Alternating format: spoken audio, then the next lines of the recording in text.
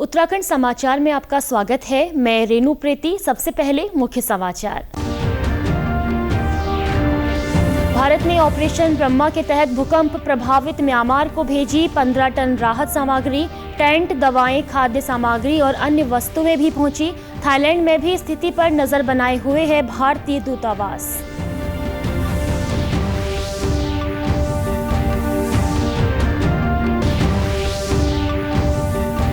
प्रधानमंत्री नरेंद्र मोदी 30 मार्च को मन की बात कार्यक्रम में जनता से करेंगे संवाद। कार्यक्रम आकाशवाणी, दूरदर्शन और डिजिटल प्लेटफॉर्म्स पर किया जाएगा प्रसारित। देश भर से मांगे गए सुझाव।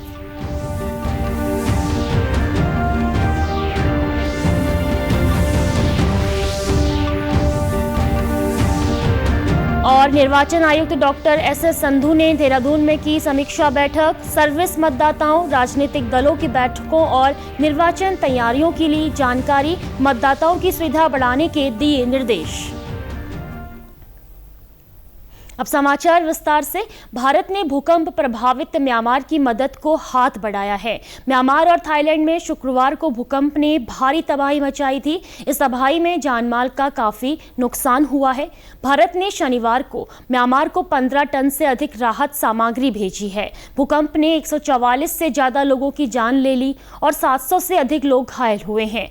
भारत के विदेश मंत्री डॉक्टर एस जयशंकर ने सोशल मीडिया हैंडल एक्स पर कहा, ऑपरेशन ब्रह्मा शुरू हो गया है। भारत से मानवीय सहायता की पहली खेप म्यांमार के यांगून हवाई अड्डे पर पहुंच गई है। विदेश मंत्रालय के प्रवक्ता रणधीर जायसवाल ने सोशल मीडिया हैंडल एक्स पर इसकी जानकारी साझा की है। उन्होंने एक्स पोस्ट में लिखा, ऑपरेशन ब्रह्मा भारत कल के भीषण भूकंप से प्रभावित म्यांमार के लोगों की सहायता के लिए प्रथम प्रतिक्रियाकर्ता के रूप में कार्य कर रहा है। टेंट, कंबल, स्लीपिंग बैग, खाद्य पैकेट, स्वच्छता किट, जनरेटर और आवश्यक दवाओं सहित 15 टन राहत सामग्री की हमारी पहली खेप यांगून पहुंच गई है। आपको बता दें, राहत पैकेज में टेंट, स्लीपिंग बैग, कंबल, खाने के लिए तैयार भोजन, water purifier, hygiene kit, solar lamp, generator set और पैरासीटामोल, एंटीबायोटिक्स, सिरिंज, दस्ताने और पट्टियां जैसी आवश्यक दवाएं शामिल हैं। इस बीच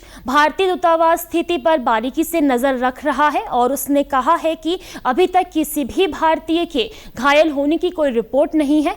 उन्होंने एक्स पर एक पोस्ट में लिखा, बैंकॉक और थाईलैंड के अन्य भागों में आए शक्तिशाली भूकंप के झटकों के बाद भारतीय दूतावास थाई अधिकारियों के साथ स्थिति पर बारीकी से नजर रख रहा है। अब तक किसी भी भारतीय नागरिक से जुड़ी कोई अप्रिय घटना की सूचना नहीं मिली है। किसी भी आपात स्थिति में थाईलैंड में भारतीय नागरिकों को आपातकालीन नंबर 6661881928 पर संपर्क करने की सलाह दी जाती है। बैंकॉक में भारतीय दूतावास और चियांग माई में वाणिज्य दूतावास के सभी सदस्य सुरक्षित हैं। वहीं प्रधानमंत्री नरेंद्र मोदी ने शुक्रवार को एक्स पर कहा, म्यांमार और थाईलैंड में भूकंप के बाद की स्थिति से चिंतित हूं। भारत हर संभव सहायता देने के लिए तैयार है। प्रधानमंत्री नरेंद्र मोदी कल 30 मार्च को मन की बात करेंगे। पीएम मोदी ने इस महीने के मन की बात के लिए व्यापक सुझाव मिलने पर प्रसन्नता व्यक्त की है। उन्होंने सोशल मीडिया प्लेटफॉर्म एक्स पर एक पोस्ट के माध्यम से इस बात की जानकारी दी और कहा कि उन्हें इस महीने के मन की बात के लिए व्यापक सुझाव प्राप्त होने पर खुशी हुई है। उन्होंने एक्स पोस्ट में लिखा कि इस महीने के मन की बात के लिए जो कई तरह के इनपुट मिले हैं, उन्हें 30 तारीख को प्रसारित किया जाएगा। ये इनपुट सामाजिक भलाई के लिए सामूहिक प्रयासों की शक्ति को उजागर करते हैं। मन की बात कार्यक्रम पीएम मोदी के मासिक रेडियो कार्यक्रम के रूप में प्रसारित होता है, जिसमें वह विभिन्न सामाजिक, सांस्कृतिक और राष्ट्र निर्माण से संबंधित विषयों पर चर्चा करते हैं। पीएम मोदी आकाशवाणी पर मन की बात कार्यक्रम में देश विदेश के लोगों के साथ अपने विचार साझा करेंगे। यह कार्यक्रम आकाशवाणी और दूरदर्शन के संपूर्ण नेटवर्क, आकाशवाणी समाचार वेबसाइट और news on AIR mobile app पर प्रसारित किया जाएगा। आकाशवाणी हिंदी प्रसारण के तुरंत बाद क्षेत्रीय भाषाओं में कार्यक्रम प्रसारित करेगा। डॉक्टर एस संधू देहरादून पहुंचे। भारत निर्वाचन आयोग के निर्वाचन आयुक्त डॉक्टर एस संधू ने समीक्षा बैठक ली, जिसमें उन्होंने प्रदेश में संचालित निर्वाचन संबंधी विभिन्न गतिविधियों की विस्तृत जानकारी ली। बैठक के दौरान डॉक्टर संधू ने अन्य राज्यों की तुलना में उत्तराखंड में सर्विस मतदाताओं के प्रतिशत, राजनीतिक दलों के साथ डीईओ, ईआरओ और सीईओ स्तर पर आयोजित बैठकों में उठाए गए मुद्दों की गहन समीक्षा की। उत्तराखंड के मुख्य निर्वाचन अधिकारी विजय कुमार जोगदंडे ने जानकारी दी कि राज्य में सभी स्तरों पर मान्यता प्राप्त राजनीतिक दलों के साथ बैठकें संपन्न हो चुकी हैं। इन बैठकों में ईआरओ स्तर पर 386, डीईओ स्तर पर 59 और सीईओ स्तर पर 6 प्रतिनिधियों ने भाग लिया। इसके अतिरिक्त आगामी 29 मार्च को भी राज्य स्तर पर मान्यता प्राप्त राजनीतिक दलों के साथ बैठक प्रस्तावित है। इस पर डॉक्टर संधू ने सभी सुझावों को गंभीरता से लेते हुए आयोग के दिशा निर्देशों और प्रावधानों के तहत प्राथमिकता से निस्तारण करने के निर्देश दिए। उन्होंने यह भी कहा कि मतदाताओं की सुविधा को ध्यान में रखते हुए मतदेय स्थलों तक उनकी पहुंच को सरल बनाया जाए। इसके साथ ही निर्वाचन कार्य में संलग्न सभी अधिकारियों, डीईओ, ईआरओ, आरओ, एआरओ और बीएलओ को निर्वाचन से संबंधित नियमों, अधिनियमों, प्रावधानों के साथ ही कानूनों की समुचित जानकारी सुनिश्चित देने के भी निर्देश दिए हैं। अपर मुख्य सचिव आनंद वर्धन ने सभी विभागों को नाबार्ड में अवशेष धनराशि की प्रतिपूर्ति के लिए बिलों को समयबद्ध तरीके से प्रस्तुत करने के निर्देश दिए हैं।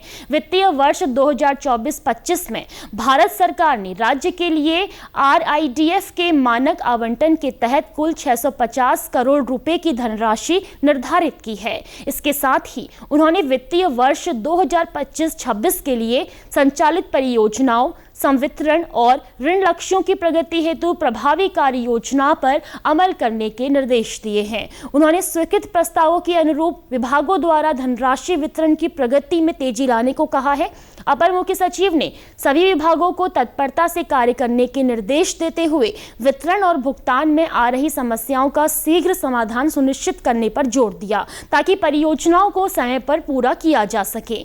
उन्होंने यह भी निर्देश दिया कि प्रोजेक्ट्स की नियमित निगरानी सुनिश्चित की जाए और पीएम गति शक्ति उत्तराखंड पोर्टल पर लगातार अपडेट किया जाए। इसके अलावा अपर मुख्य सचिव ने चक्राता और मोरी में ऑफ सीजन फलों व सब्जियों के अधिक उत्पादन वाले क्षेत्रों में प्रारंभिक चरण में कलेक्शन सेंटर संचालित करने के निर्देश दिए हैं। साथ ही भविष्य में इन स्थानों पर मंडी की स्थापना, भंडारण सुविधाओं और रोपवे की संभावनाओं पर कार्य योजना तैयार करने को कहा है।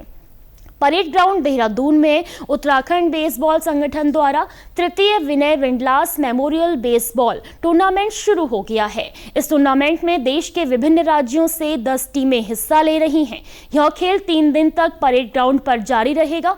उत्तराखंड बेसबॉल संगठन के वाइस प्रेसिडेंट यूएन चिल्लू ने बताया कि यह टूर्नामेंट 1995 में शुरू हुआ था और यहाँ तीसरे संस्करण का आयोजन कर रहे हैं। इस टूर्नामेंट के जरिए हम देश भर के खिलाड़ियों को एक साथ लाने की कोशिश करते हैं। उत्तराखंड के खिलाड़ी सबसे अधिक इस टूर्नामेंट में भाग ले रहे हैं।